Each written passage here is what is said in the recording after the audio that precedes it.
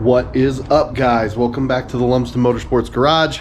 I'm Wade Lumsden, and today we're going to continue work on the Tuff truck.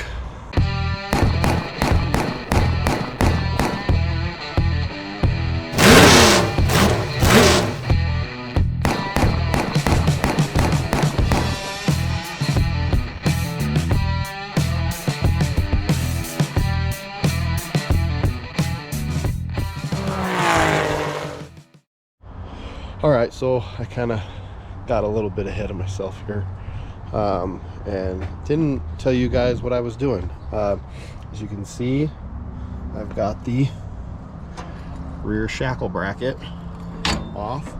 I actually have it off on both sides. I didn't show you this process. You can see that there's grind marks right there and down there. So these are pinned. I can show you the pin real quick. Just like the front up here, they're pinned in place. So you just gotta cut them off, and then what I ended up doing was actually, after they were cut off, I pulled the bracket off, and it left the little bump, the little bit of the pin left here. And then all I did was take my carburetor adjuster and give it a good thwack, and then you'll see how it started pushing it through, and then I just take a punch, put it on there, and knock it the rest of the way through. You'll also notice that I have the whole rear end of the truck up on a cherry picker. Last time we took the springs out, we realized that my little Harbor Freight jack that I use for my modified wasn't quite big enough to do all the lifting that we wanted as far as height and stuff goes. So got this side off too. Just gotta finish, beating the pins through.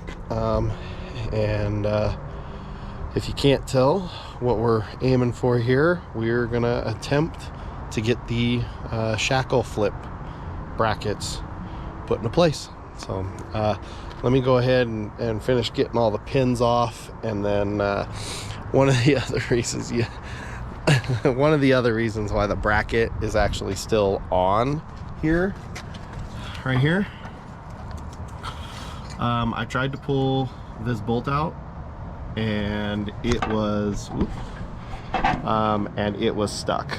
I for the life of me, I could not beat or bang that thing out, trying to use a punch to get it off, and it just would not come out. So I had to resign myself to just finish cutting it off first. Otherwise that would have all been detached and out of the way, nice out of the way, to cut off. But as you can see, it's not impossible to do. So yeah, let me finish getting those things off, and then we'll look at hanging one of the first sets of brackets up here.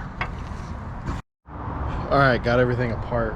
I don't know if you can tell here, but the smoke is the smoke is rolling in pretty thick right now. So and I'm kind of at a stopping point anyways, because I don't have my drill. My drill is currently still with the race car trailer, which is still in Fallon. So I'm kind of at a stop here.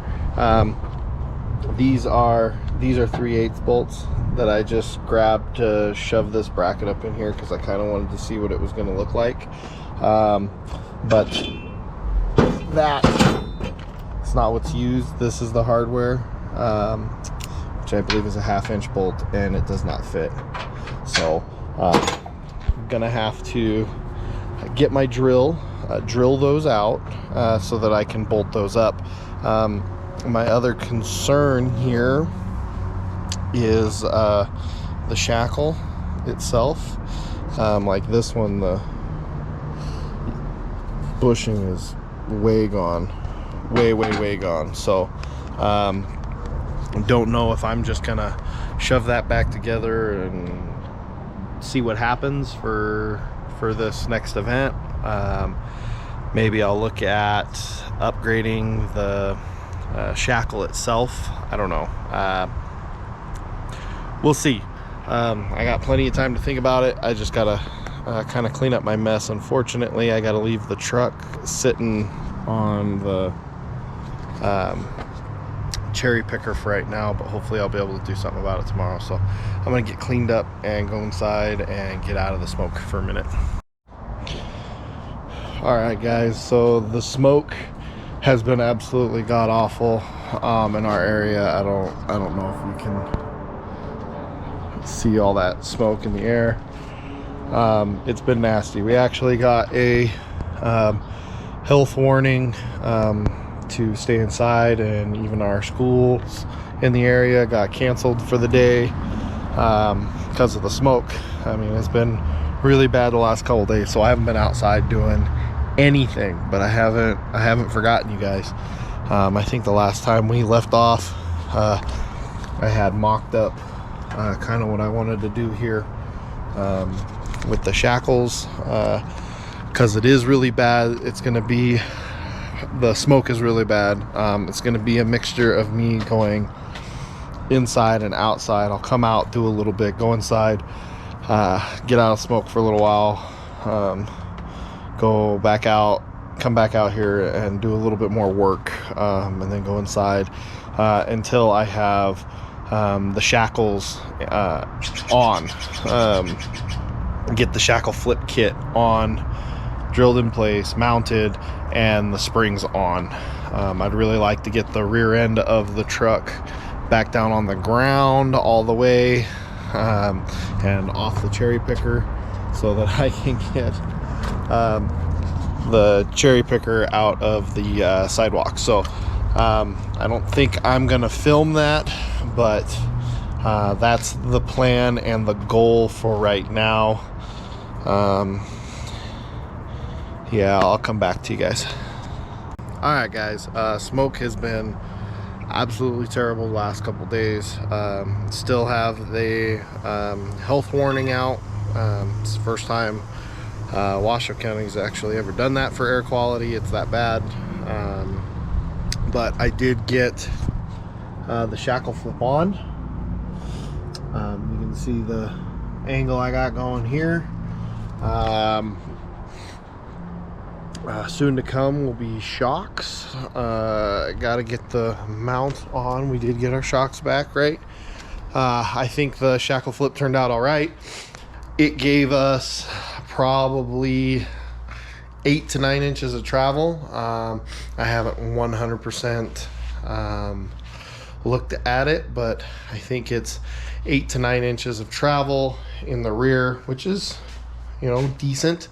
I think it's about 4 or so inches of bump or compression, and the rest of that is for rebound or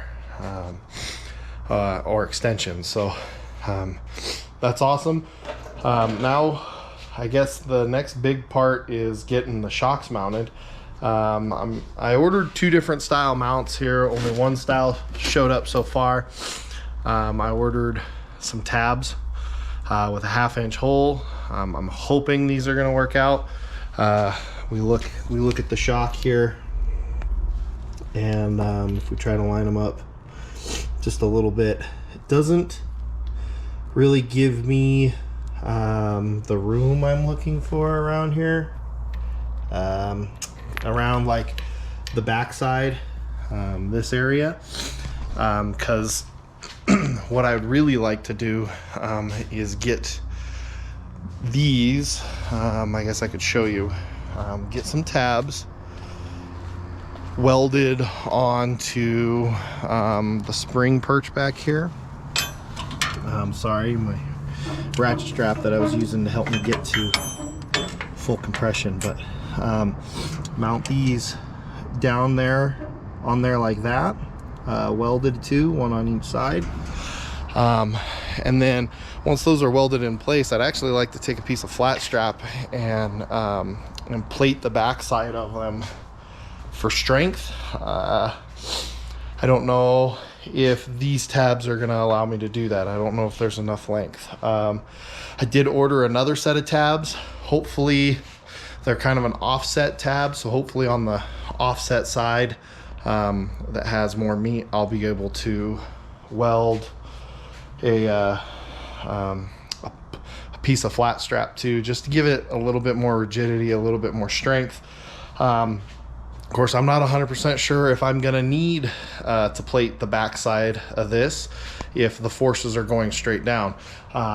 Been looking at it, and I think I'm gonna be able to mount my shock almost straight up and down. So I mean, might be good, might not. I don't know. We're gonna find out. But I wanted to give you guys the update on that. Also, currently my household is now under lockdown, I guess.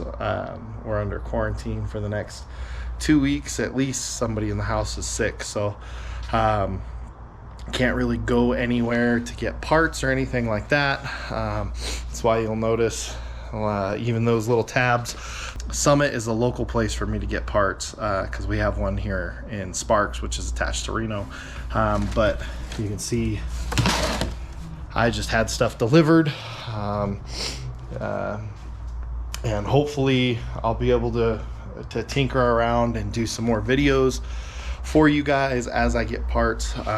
You'll notice that it's they're kind of dragging in here between the air quality and being under lockdown. It's been pretty tough.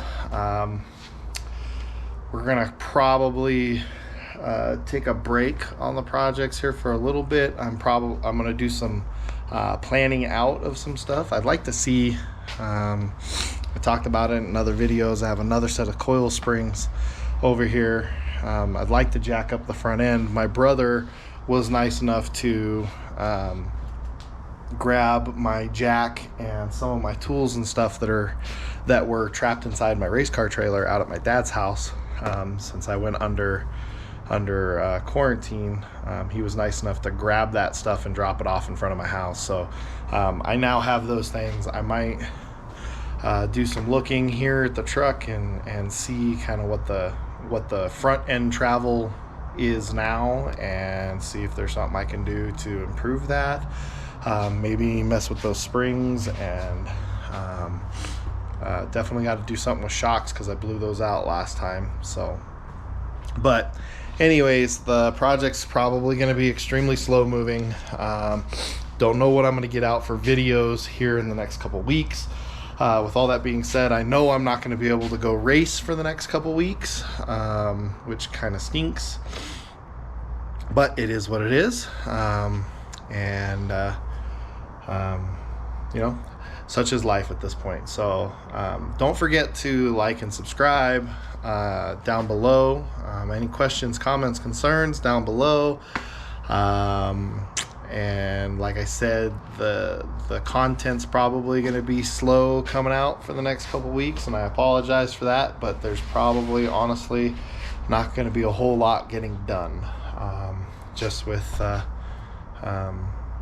situation of life. So but I will do what I can, and if I come up with something, I'll do a video for you and get it posted. I can tell you the back end of that truck is super bouncy. Oh, I did want to kind of talk about the angle of this shackle. It wasn't 100% exactly where I wanted to put it, but I made it fairly easy here.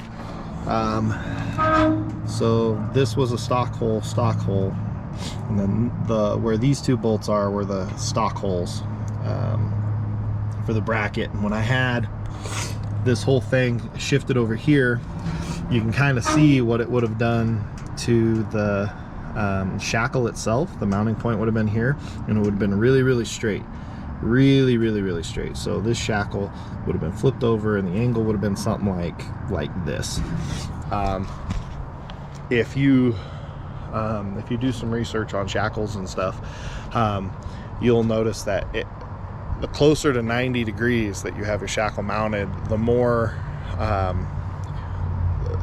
at 90 degrees you get a 1-to-1 ratio on your effective spring rate, I guess is what I'm trying to say. So you get very little travel out of it as far as swinging. which gives you very little travel at the wheel, but it gives you 1-to-1 at the spring. So if you want true spring rate, that's really awesome. But for us, we have a stock spring, and we would have only gotten 3 inches of travel out of the spring if we did that. So what I was going for was as much travel as I could get out of it. So I put my Shackle, I couldn't really tell you what angle that is, probably closer to a 50, 45, something like that. I don't know. I put a lot of angle in it. That way when the truck unloads, it has a lot of droop, and I get a lot of vertical distance down, and in compression I get as much distance as I can. I kind of drew a little diagram, I guess, here. Not the best diagram, and I'm not very artistic, but trying to give you some type of a visual here. So if this point right here is the shackle mounting spot, right, and then this is the length of the shackle, and this is how it swings, right? So what I was going for was as much vertical, this is vertical right here, vertical distance, this is, so this would be Y, and then this is X, so this would be linear distance, so this would be like front to back of the truck, this would be towards the ground, away from the ground kind of deal. So what I was going for was as much distance change here to get the travel out of it that I wanted to, more than I was here. And if you start with your Shackle, I wish I had a Shackle or something, but I'll use a pen. But if you start with your Shackle straight up and down 90 degrees like that, you're getting true spring rate, but you're going to get very little travel this way, and you're not going to get any real height change out of it. So by putting a bunch of angle into it, right, now when I unload the car or unload the rear end, it drops. You can see that I get, granted we're talking inches here, right, because I don't have a huge long spring. Well, my spring is 54 inches, I think is what it was, right? So it didn't have a whole lot. Now if I had like a 60-inch spring or something like that, we'd be talking completely different. We'd be much longer spring. Leaf spring allows for a lot longer, lot more travel. But since I'm dealing with the stock stuff that I got, I had to again go after the Shackle angle to get what I wanted. So now when it compresses, now we're gonna get some distance out of it here, and when it unloads, we're gonna get some distance out of it here. So in the end, if I get 100% travel from 90 degree to 90 degree with a 4.5-inch Shackle, that is 4.5 inches of vertical travel, right? So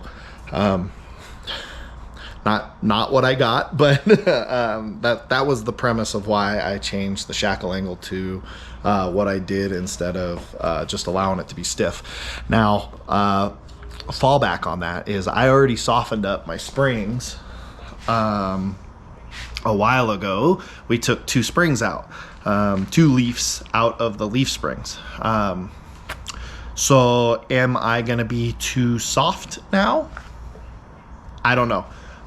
Once I get the shocks and stuff mounted on it, I'm hoping that I'm going to be able to do all this relatively fast and with some time to do some changes, because I'd really like to get kind of a pre-run, you know, go out and bounce it around and see if I like it, see if I need to stiffen it up. I think the last time we ran, everything was really good, and I was running a 38-pound chunk of lead in the back. So maybe all I need to do is just lose the lead. Granted, the lead was partially there to help the weight ratio from front to rear, not necessarily the spring, but we'll see. Do a little bit of tuning and stuff in the end, because I am stripping a bunch of weight out of the front. Granted, I might be putting it back in there once I put my front hoop in and stuff. I don't know. Hopefully I'll be able to get some work done on projects here as much as I can due to the limitations that we have, but we'll keep rocking and rolling as much as we can. So again, don't forget to like and subscribe. Questions, comments, concerns down below.